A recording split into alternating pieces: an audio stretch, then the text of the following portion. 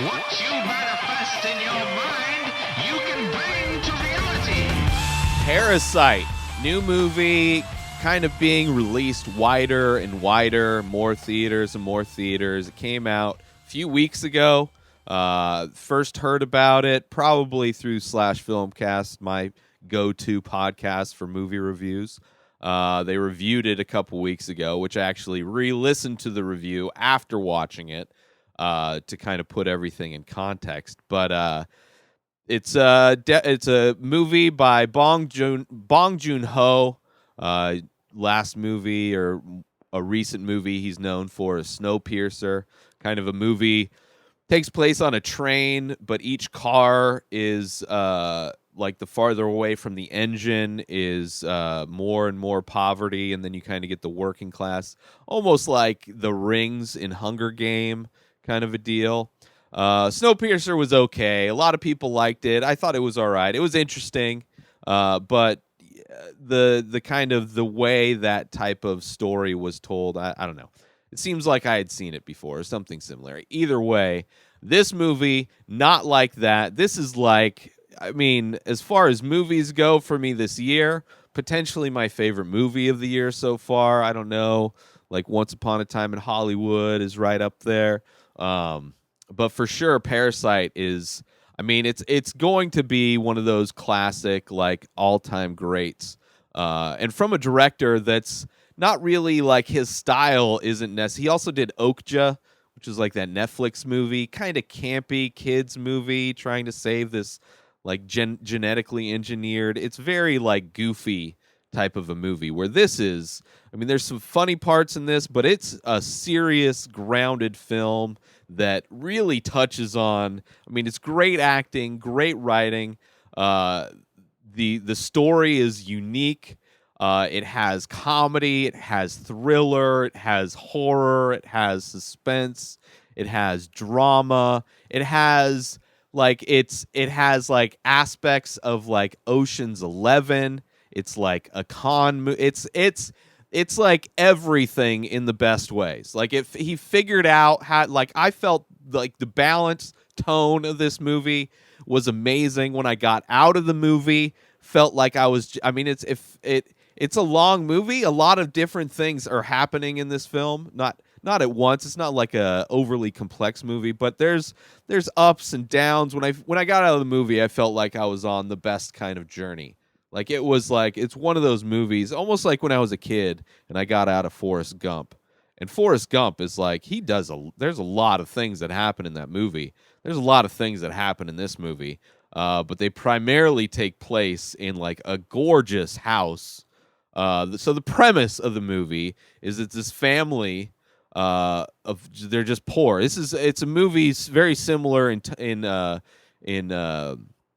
the kind of the concept it's going to hit, where it's class struggle. So very similar to Snowpiercer in a lot of ways, or Hunger Games.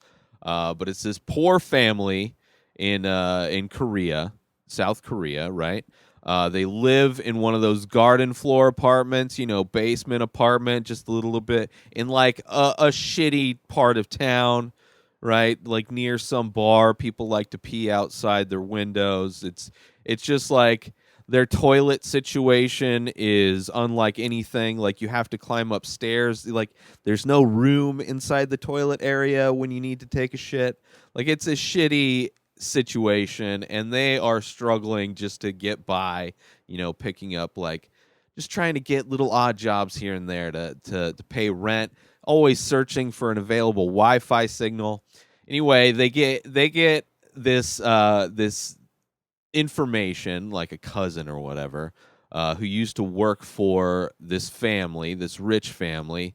They need a new English teacher, and he's like, "Yo, you know more English than most of these people that actually went to school. Just fake it, pretend like you know how to do this. You can teach English, and then go and teach this rich family. Then you get some money, right? Because these people have money. It's easy way. Hence the name of the movie, Parasite. They are kind of the parasite on this rich family. And then while they're doing that, it kind of escalates, it escalates, it escalates, and then you find out more. And it just, everywhere this movie goes, I'm telling you, it is a journey. I don't want to spoil it. I don't want to spoil it. But I'll tonally and story wise, it's so much of like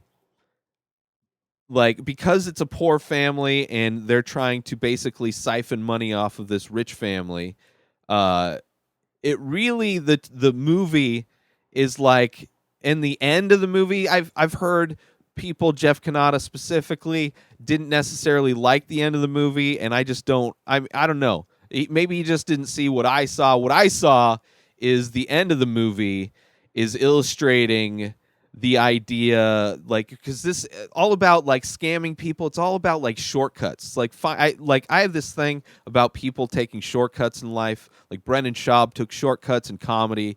You know, he didn't respect comedy enough, and he thought he could excel in comedy faster than anybody else.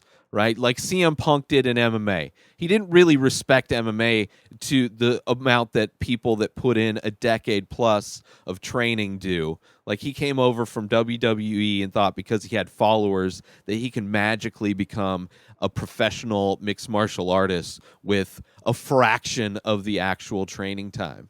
Right? Like there's like to be great at something and to be successful, it takes a long time. It takes a long time for a comedian to get good, find their voice, understand the art of what they're doing. It's like there's so much to learn in anything that it takes a long time to really understand the thing that you're passionate about. And this movie, I feel, is an illustration of shortcuts and how shortcuts like inevitably end up going awry.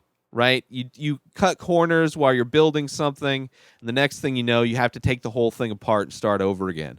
Like they don't end up saving you time in the long run, right? They may get you to a temporary solution for a little bit, but you're just going to end up having to go back at some point and just do it the right way. So just do it the right way. And I think this movie kind of in a world and a universe where there's infinite amount of ways to achieve a goal, right? There's more direct ways, there's shortcuts, and then there's, just doing it the long path. And this movie, I think, is kind of justifying the long path, or at least showing you that one of the infinite amount of ways for this family to get from poverty and rise from poverty.